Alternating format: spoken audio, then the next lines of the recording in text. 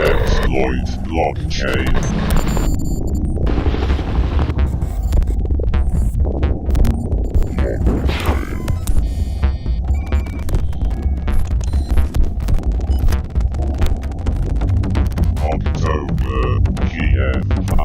Thanks again for your attention.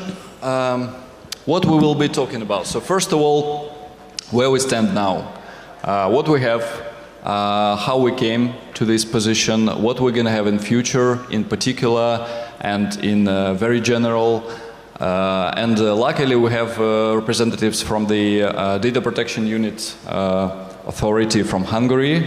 Left hand from me, Mr. Attila Kish. Thank you very much. Maybe let's start. Attila, could you share a little bit the perspective, what you guys have in Europe, in European Union? What are the digits, what are the challenges that you're dealing every day with? Hi everyone. It's a pleasure for me to be here in this great event and to represent the Hungarian National Authority for Data Protection issues. I would like to just briefly show you some of the key challenges of this new regulation.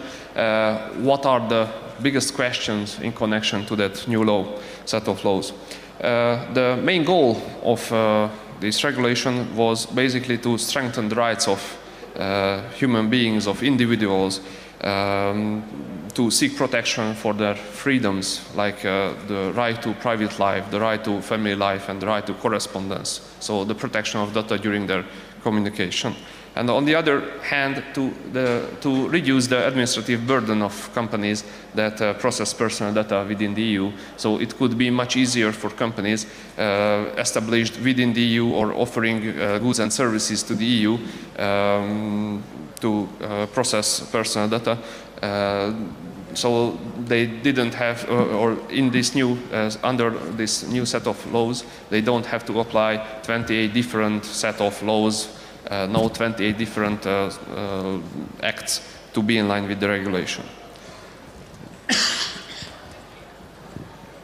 The key challenge for a data controller, so a company or for a state authority, is accountability under the regulation. This principle, this brand new principle, means that the controller, the company, the state authority has to be able to demonstrate their compliance with the new rules so that they know the principles, all the requirements, and they process personal data in line with them. I would like just to show some of the new principles, like transparency. You have to know in advance, before you start any operations, what will be the goal of collecting those data. For how long time will you process that data? To which other companies you would like to transfer that?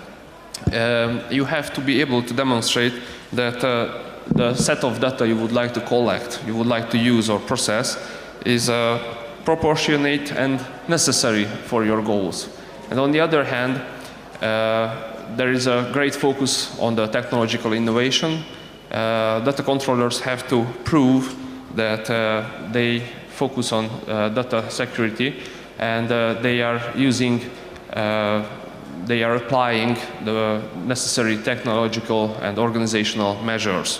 So, and that's the problem, that companies have to measure their risks and they have to decide which tools, which measures they will apply during their data processing operations. What's the key challenge then for the authorities?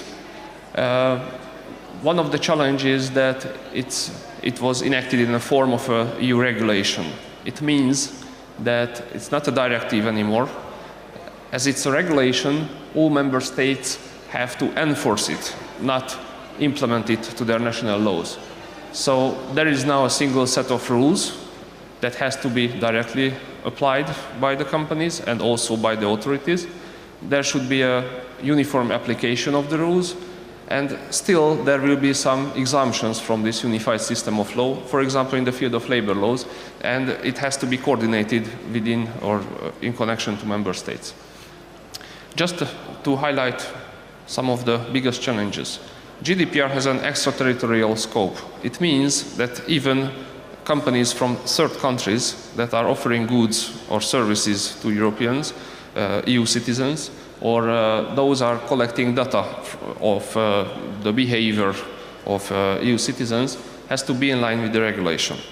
It's quite a challenge nowadays. I try to log into many websites, browse some websites seated in the US, and it gave me a response, the site gave me a response that, sorry, we cannot be in line with the GDPR, so you cannot use our services, you cannot log into our sites. Because some companies are simply not able to be in line with these new rules, or they don't feel it necessary to keep the EU market to reach their goals. The other challenge is that the regulation has to be applied directly, and uniform application is needed. So previously, a national authority could give a meaning, what is behind an act, why is the wording of an act. So could help data controllers effectively how to be in line with the regulation. But under the new set of rules, they have no right to give that explanation. Only the board, so brand new set of people, of representatives of the member states data protection authorities, can tell the meaning of the regulation. So imagine that if a data controller has a simple question, we are not allowed to answer it. We have to ask all the other 27 member states what are their opinion on that question. And only the result of this discussion can be told to data controllers. And maybe the third and greatest challenge will be that as it's a regulation, still national courts can judge the cases. So we are not sure how the national courts of Hungary or Austria or any other states understands the regulation, and if it will be in line with how a data protection authority understands the law. So basically, in one hand side, the new regulations try to strengthen the authorities, data protection authorities, and on the other side, encourage data controllers that they have to take measures to be in line with the regulation, to have new code of conducts, to launch audits by their data protection officers, or to apply some certification schemes. But the problem that in reality most of the companies are just starting to spam their users and clients stating that, oh, we are ready for GDPR, please read our latest code of conduct, but they are not really trying to be in line with the new principles, so they don't really know how to prepare for it nowadays. Focusing on the issues connected to the authority or the site of the authority, as I mentioned, no single state authorities can tell the meaning behind a set of rules in GDPR. Therefore, we have to use a system, a communication system with other authorities. It's called the Internal Market Information System. Companies, if there is a complaint from a user or of an individual, then in some cases, the authority has to discuss it with other states. So, as you can see, since the 25th of May until the end of September, in 275 individual cases, we had to discuss with other state authorities. And it takes lots of time just to translate all the complaints, to discuss it, to get a decision in it, and after to answer it to clients. It's also a question which data protection authority has the right to start the procedure, which will be the one that can enforce the law against the company. Just imagine international companies like Facebook or Google. The next slide you can see the number of cases where the Hungarian authority was involved. However, it's an international case. For example, social communities and email sites, or for example some mobile application providers. In those cases, individuals filed some claims or asked for the help of the data protection authorities, stating that these companies are not answering their claims. They don't tell the users how they process the data, what will happen to their personal data. Or if they ask for the deletion of their data, the erasure of their personal data, the company doesn't do it, or they don't get any answer for that case. You can see that there's a high number of the cases where this international cooperation system has to give some answer. We also have a key challenge regarding the national laws. The governments and parliaments of many states are not ready for GDPR, also similar to data controllers. Repealing and amending the existing national laws on the field of data protection is still an ongoing procedure. For example, in my country, even the authority responsible for data protection issues was appointed just at the end of this June. However, it should apply GDPR and enforce GDPR since the 25th of May. On the other hand, we still don't have clear regulation governing labor law issues or medical data of patients.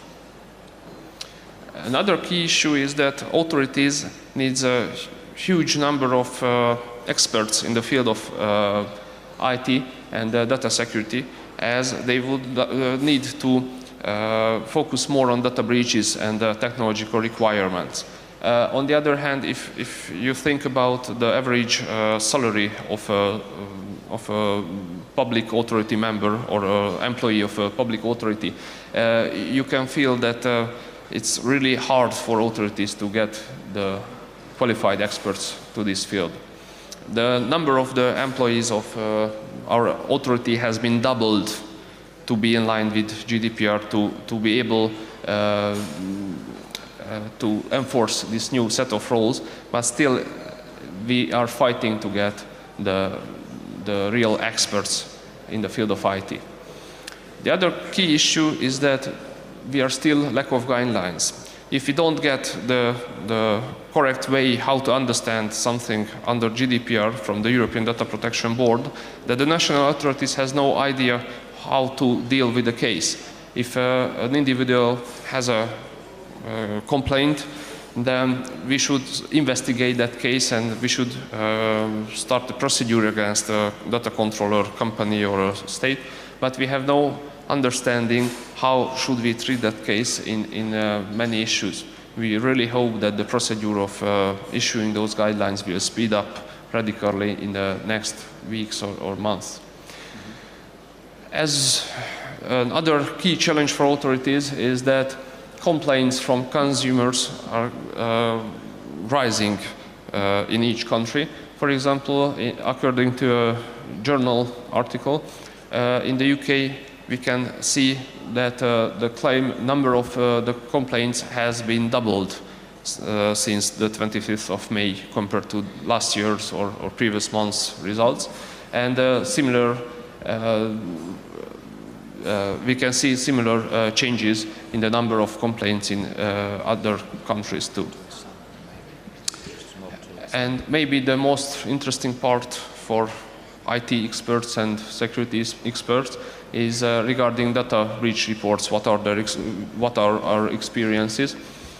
The most cases where a data breach has been reported for a state authority was emails sent to incorrect recipients and misdirected letters. Most of the people who think that the key issue should be like cyber attacks or hackers assessing personal information. However, they are only the minority of the cases, less than 10% according to our data. Data breaches most often happens with like emails sent to wrong recipients or data or photos uploaded to a website without the proper legitimization or the consent of the person. And finally, we can see that there are huge differences in the number of data breach reports arriving to authorities. In the UK, it has a long tradition of data breach reports. So since the 25th of May, there is an over-reporting of breaches to the authority. They experience around 500 breaches per week reported to the authority. However, in my country altogether, in the past 3 months, we had 181 reports. So we can see that it's not clear for data controllers in which cases they should report it, and it's more difficult to decide if they have to notify the users, the individuals whose data has been breached. So finally, as a conclusion, we can say that the level of data protection will increase. However, we cannot really see how long procedure it will be, how much time it will take for governments, for national parliaments to enact the new set of rules, how much time it will take for the European Data Protection Board to issue the necessary guidelines for the authorities. And we have the great question if the authorities will have the necessary number of employees and competencies to investigate the cases and the complaints of the individuals. We need more clarity on the algorithmic principles that are contained in there. Some of the developments, technical developments, are at least questionable or worrisome. Facial recognition, Microsoft basically said, we need some regulation on facial recognition. How many, since you descended from the plane or wherever to come to this conference venue, how many, sorry, I was blacked out. How many cameras have you encountered? How many times have you been filmed? Yeah? How many times are we being filmed in this room? Yeah? So, facial recognition, basically, Facebook has one, and congratulations to Facebook. Facebook has one of the most powerful facial recognition tools currently available. Part of my job is also law enforcement because we work on cybercrime. No law enforcement agency in the world has an as powerful facial recognition tool as Facebook does. So where do we go, where do we take it from there? Where do we go? That is, basically, of course, all our regimes are totally democratic, and there is, in Europe, no single risk of coming to any dictatorial or totalitarian regime. But just imagine, in the wildest of your imaginations, that one day there may be some totalitarian regimes that want to grab those data, that can connect you to any kind of worrisome activity, homosexual activity, for example, or whatever we're talking about, that can be delegitimized in any of our future contexts. So we have to ensure that what is happening, that we keep a certain control of it within the prospect of ensuring that our privacy enshrined in the European Convention of Human Rights is protected.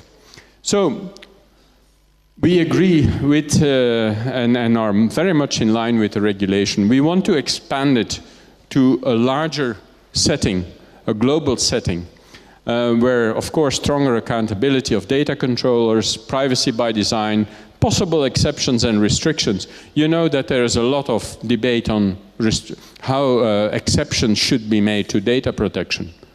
National security issues is one of them. State secrecy systems is another one of them. How are they defined? Who defines them? One of the key problems there is the definition and who defines them. What belongs to state secrecy? Who knows? You don't know because that's the state secret. Or national security. What is national security? What is national security in Ukraine today? What is it in Russia today? What is it in France? Yeah? So key questions there. So powers and independence of data protection authorities. Globalization of data flows, obviously they require mutual trust, and that is based on a commitment to common standards and common goals. So we will contribute to the convergence with the regulation at European Union level. We also, the thing is that the European Commission also commits to involving this standard.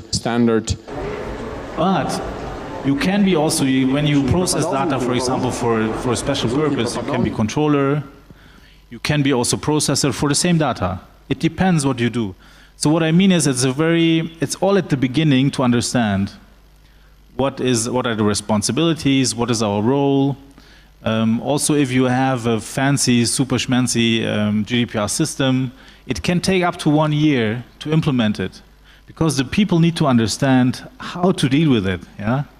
How to, for example, flag personal data, how to label it internally, how to minimize as much as possible, and also to understand the risks involved in that. But to make it short, it's a huge headache for the IT industry, for clients I represent, but also for bigger companies. Of course, there is this human right, and everybody also understands that. But everybody is also a little bit reluctant, based on the risks, based on the push from the business side, how to deal with that in a form where it's reasonable, but also where you really get on top on the topics which you need to be, like that you are prepared for that. So let's see, also one important question we had is in the blockchain industry, can the blockchain industry be regulated by GDPR, for example? There's an ongoing discussion about that. I also have colleagues, I'm a German lawyer from Germany, where I exchanged opinions, and everybody has a different opinion. For example, you have, to make it very simple, I mean, I think 90% in the room know more about blockchain than I do, but for me as a lawyer, to make it simple, there are publicly accessible blockchains, networks, and some you need a permission, some you don't need. Yeah? There are also closed ones from a company, and at some you need a permissions, some you don't. And based on this, you can see, okay, when it's a closed network and you need a permission, then you can for sure, in my opinion, say this is personal data also. But I know people who say, no matter what, if publicly available, closed, or you need a permission or not, it's always personal data. But then you have the question, for example, let's take Bitcoin, for example. It's publicly available, no permission needed. Then every user would need to be interpreted to be a controller of personal data. Who is then investigating also from authority side when there is a data breach? Who's the responsible person? All users? So it's like a huge question mark in this field, which we have to also wait and see how the EU authorities work, how they interpret it, how they approach that. And also, as we had in the forefront of the discussion with Attila, I asked him, okay, how is the Hungarian authority dealing with it? We also have to see how the EU authorities are fining companies, how they approach them. And I think there will be like a time needed to also see what happens. 1, 2 years, and then we get a better understanding what this means. But it doesn't mean to just leave it in the corner and say, okay, I wait, yeah? Because there are the risks, and also you need to be prepared. As for me, it sounds like we have more questions than answers in this area, actually. But what do you think are the top motivators for the companies? Is this financial loss? Is this I don't know, compliance, in-compliance? What are the motivators? Why companies need to be compliant? Why they should start if they did not start this process? So for me, there are always 3 main reasons. The first one is you have the penalty fines. When you're in the scope of the GDPR, this is also a question, are you in the scope? So when you are in the scope, when you offer services and goods, or you monitor behavior, which with a simple Google Analytics tool, you can do that. then you can be in the scope of the GDPR. And if, then 3 reasons. One is the penalties, which are huge, based on the paper, because they also want to threaten the people. That's why the penalties are so high, to take it serious. Then the second is the national laws also change. They get uplifted to GDPR level. Not only around Europe, also in the US. So you see certain states in the US, they already uplift the data protection law to a similar level than GDPR.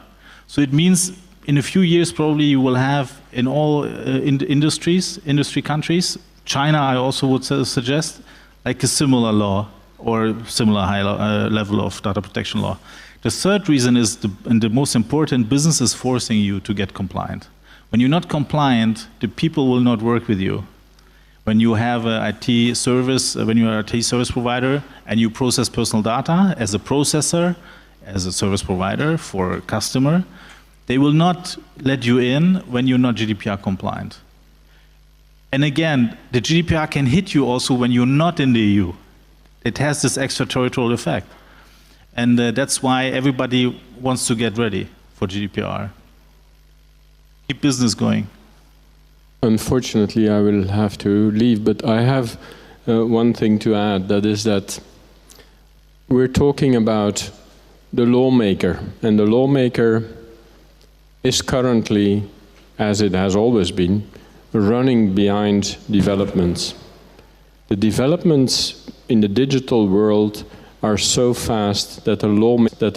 Yeah, I know that there's no any regulation regarding this, but right. Maybe from your experience you faced with the real approach, how it could be implemented, and so that's why I'm asking. The best practical way I can think of what we had is a client, they had a server with the data of the data subjects, and then they gave access to this limited scope of data of the data subject for this data subject for a period of time, and said you can download from the server, this is the link, you can download your data. And the data was then downloaded in a document where they could easily see the data. So this was one practical approach. Nice. So to summarize, your suggestion is to organize a dedicated server which has all information from your other systems with personal data, and then give an access to data owners through this server. Right, right. Yeah, that's a nice solution. Thank you. You're welcome. Maybe one problem can be that the data subject can ask you to transmit that data to the next controller. We are talking about 2 banks, and I would like to open a new account at the next credit office. And somehow the company should be able to transfer those data. We have already received some complaints on that issue.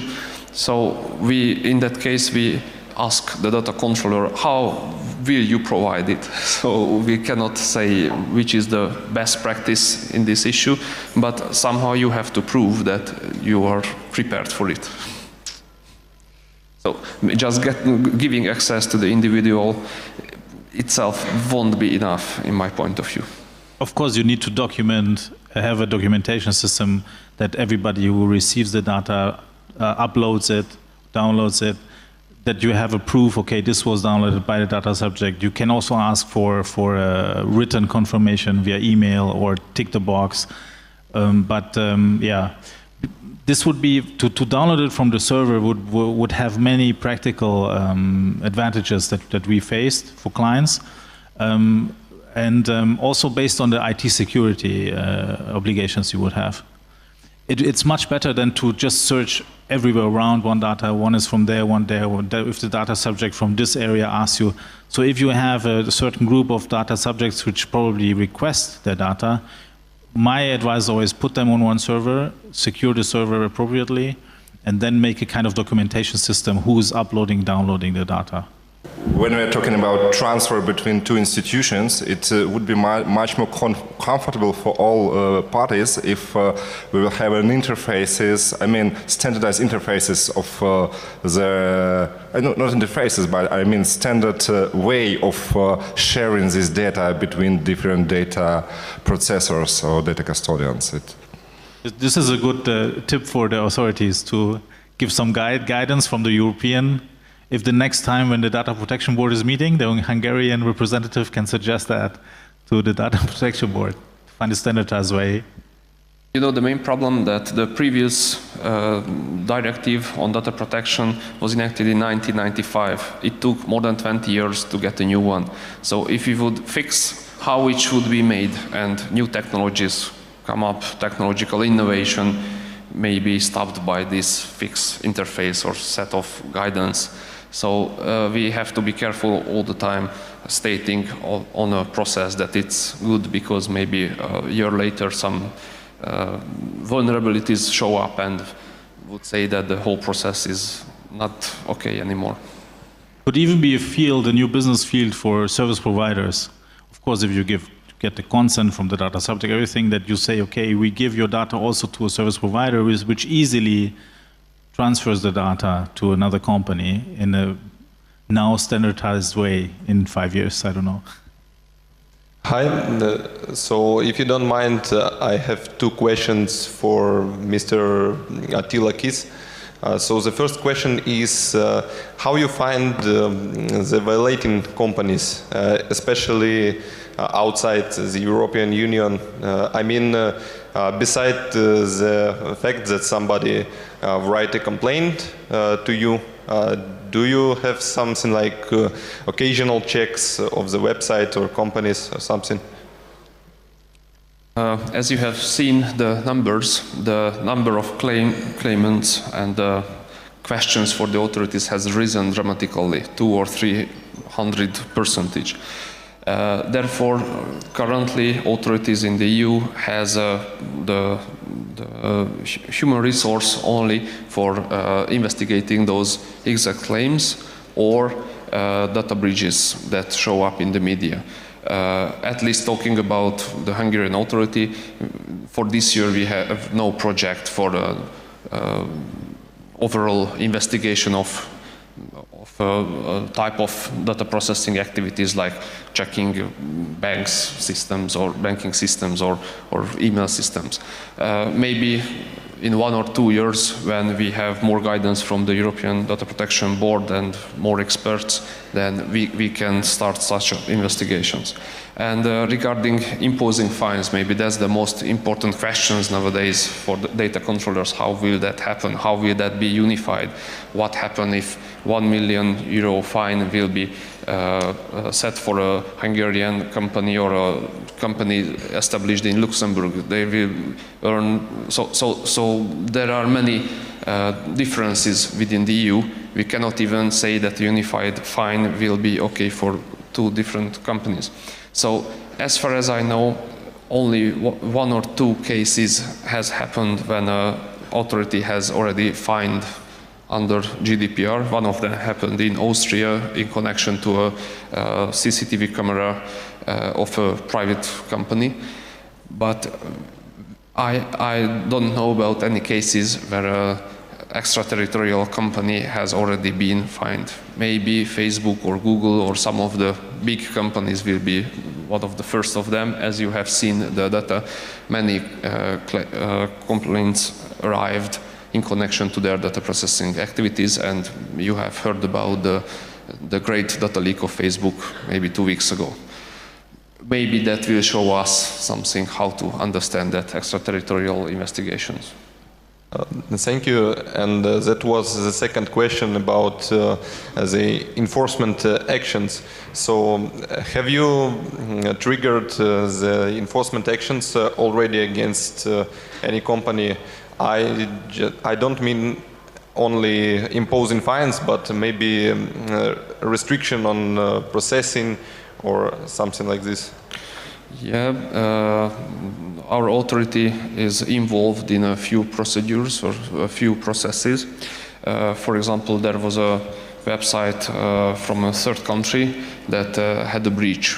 And they were really in line with the GDPR. They sent emails to their users stating that a breach has happened and what do they expect or should they expect and what they should do to save their data, like log into the system, change the username or at least the passwords.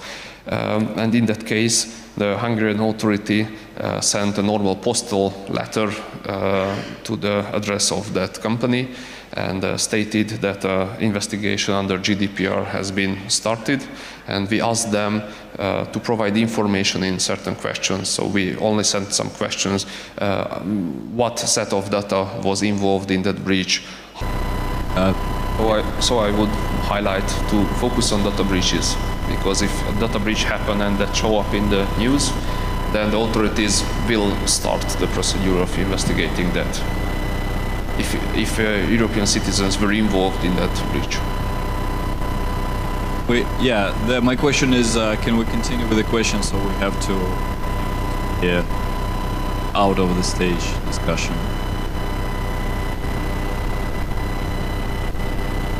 Okay, yeah, we can go on. We can continue? Okay, I have one more question, if it is possible. Regarding DPO role, so because guidance are not very certain with the DPO role from the GDPR perspective, and for example, if a company is doing his thing in the Ukrainian jurisdiction, however, have a remote services that could be provided to European Union citizens in their jurisdictions. Does this company need to settle a DPO role or representative into their European Union jurisdiction or not? So you're touching 2 points. One is the question about the data protection officer, where should it be located, and when is it needed and necessary. The other one is the EU representative. These are 2 different positions. So the EU representative is easily when you don't have a subsidiary office in the EU and you are a Ukrainian company and you process data and you're in the scope of GDPR, you need a EU representative as a contact person, could be an individual company, law firm, whatever, in the EU, to be addressed by authorities, data subject, and so on. The data protection officer, you also don't need always a data protection officer. It depends on the amount and the content of data you process. I always suggest if this is important for you to show that you're GDPR compliant, always have a person which is responsible for data protection in your company, and you show this on your website, and you have a role. This doesn't need to be a 100% position, it could be less, but you should have someone who deals with that, and not someone who's copying, and then you give him €5 more, and you say, okay, you're also data protection officer, somebody who understands what he's doing.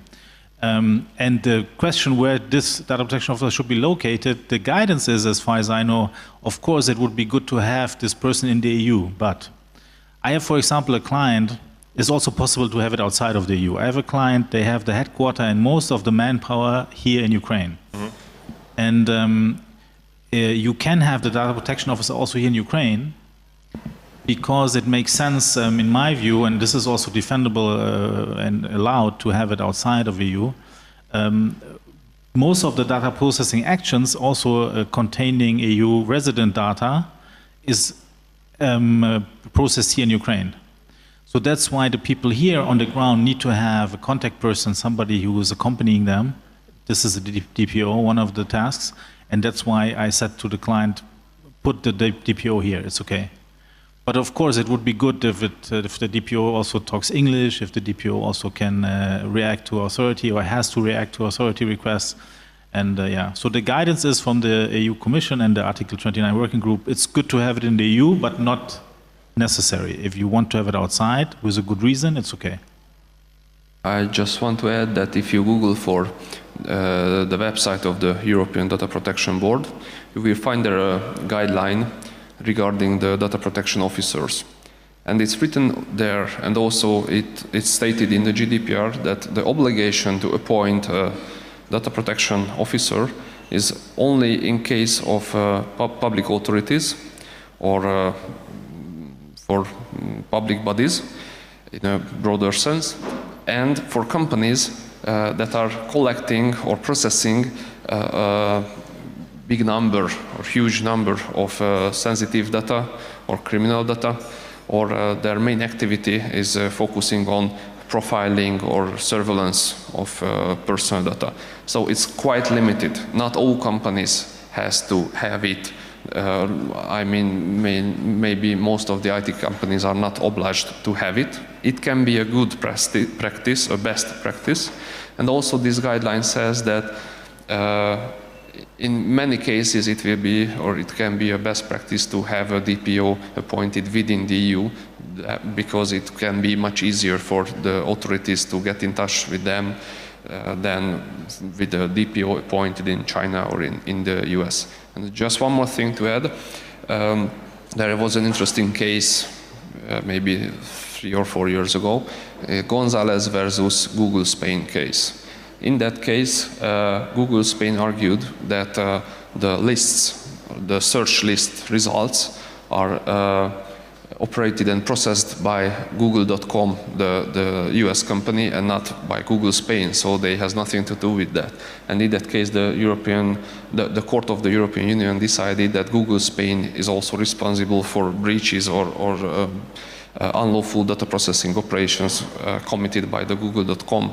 So in that sense, if you have an establishment, not the main establishment, but an establishment within the EU, then authorities may come to that establishment and start the investigation against that.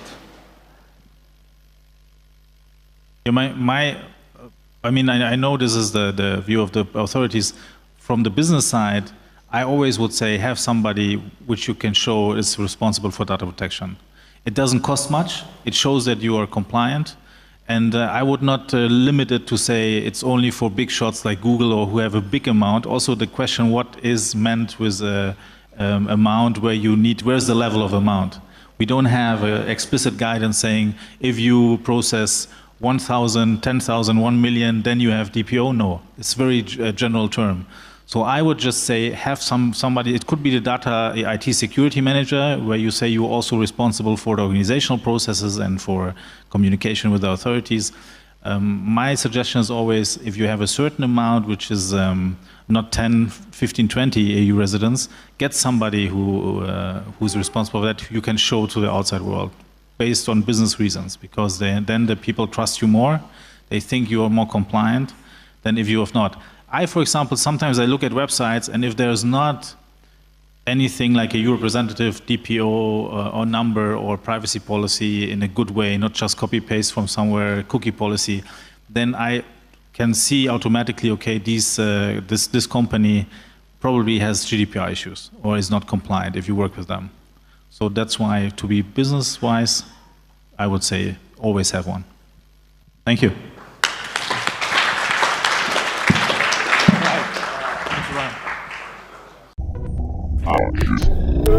Exploit blockchain.